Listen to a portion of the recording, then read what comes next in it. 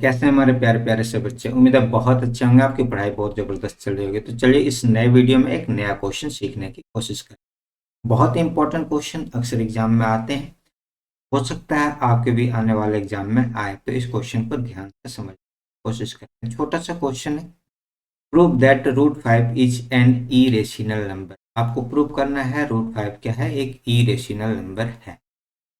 कैसे क्या करना है, यहाँ सबसे पहले आपको लिख लेना है solution.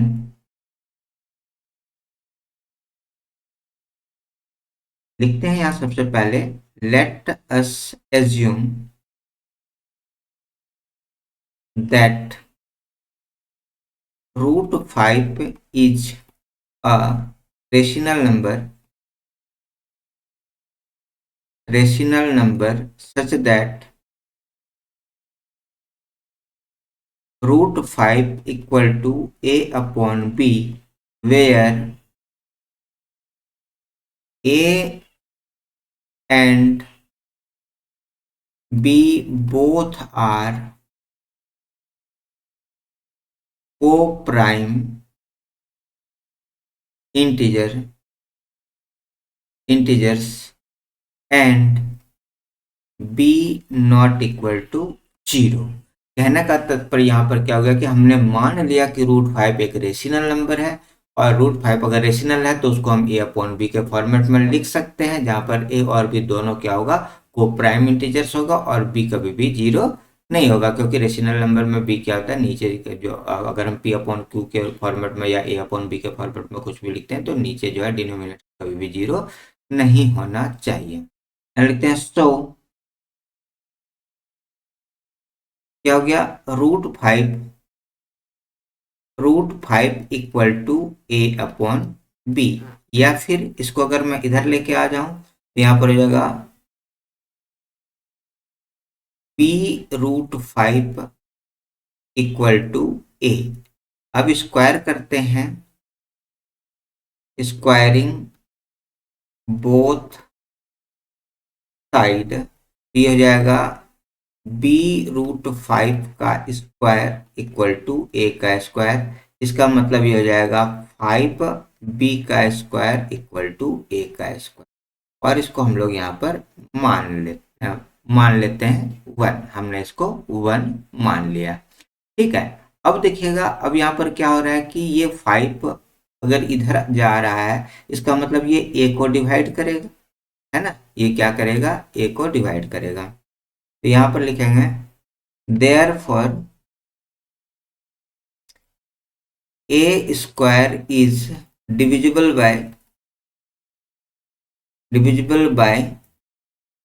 Five, so a is also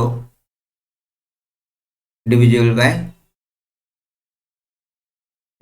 by 5। क्या आएगा कि अगर a स्क्वायर जो है, a स्क्वायर 5 से डिवाइड हो रहा है तो a भी क्या होगा, 5 से डिवाइड होगा। क्लियर हो गया। ये थ्योरम है, थ्योरम आपके बुक में है। कौन सा थ्योरम है, एनसीईआरटी बुक में 1.3 थ्योरम है ना, थ्योरम 1.3, उसके अकॉर्डिंग ये वाला चीज, इसको यहीं पर छोड़ देंगे। अब लिखते हैं, अब आगे की तरफ चलते हैं। So we can write a equal to 5c, क्योंकि a अगर 5 से डिवाइड हो रहा है, इसका मतलब a में क्या है, एक 5 मल्टीपल है। कहने का मतलब 5 इंटू कुछ भी 5 इंटू सी, है ना, इक्वल टू a। तो a इक्वल टू 5c, हमने यहाँ पर ये वाला चीज लिख लिया, a इक्वल टू 5c। अब आगे की तरफ लिखेंगे a equal to 5c and putting this in equation first. Equation first में हम इसको पुट कर देते हैं। इक्वेशन फर्स्ट हमारे पास है 5 b square equal to a square, है ना।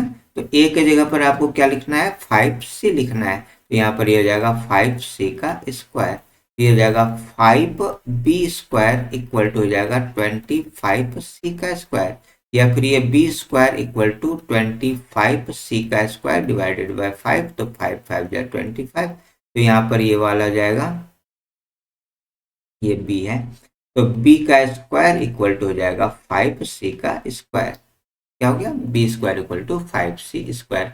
जब ये कंडीशन बना तो यहाँ पर क्या हो जाएगा, इस जगह पर हम लिखेंगे फिर से यही वाला, therefore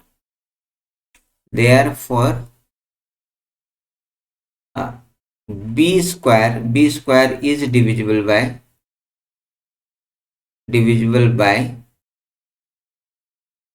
5, so b is also divisible by 5। B square 5 से डिवाइड हो रहा है तो बी भी क्या होगा, 5 से डिवाइड होगा। यहाँ तक क्लियर हो गया। इसी तरह का डाउट है तो आप हमसे चर्चा कर सकते हैं। चर्चा करने के लिए आपके पास क्या क्या है, आप कमेंट बॉक्स में जाकर कमेंट कर सकते हैं। डिस्क्रिप्शन में बहुत सारे लिंक हैं, जिसमें व्हाट्सएप के लिंक, इंस्टाग्राम के लिंक, टेलीग्राम के लिंक, बहुत सारे लिंक है। आप कहीं पर भी डायरेक्ट मुझसे कांटेक्ट कर सकते हैं। जो भी क्वेश्चन है आप वहां पर अपना पुट ना। तो जब ये वाला चीज हो जाएगा तो आपको अब यहाँ पर देखिए क्या लिखना है। अब इसके बाद, इस जगह के बाद आपको लिखना है therefore a and b have at least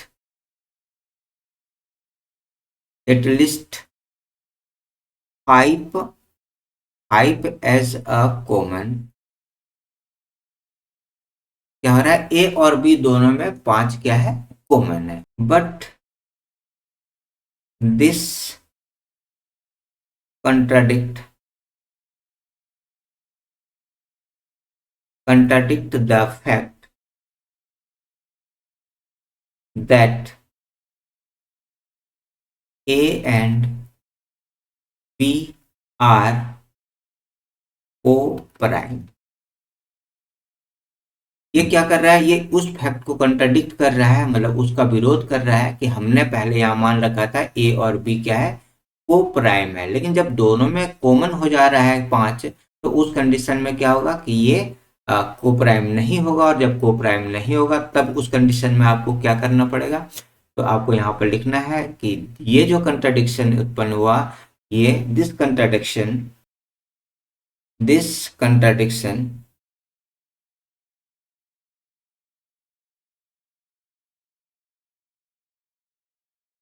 reason due to our wrong assumptions।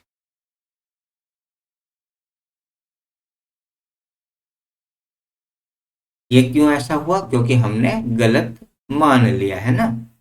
इसके बाद वाला चीज मैं यहाँ पे लिख देता हूँ इस जगह पर, है ना, यहाँ से लिख देते हैं। तो वी conclude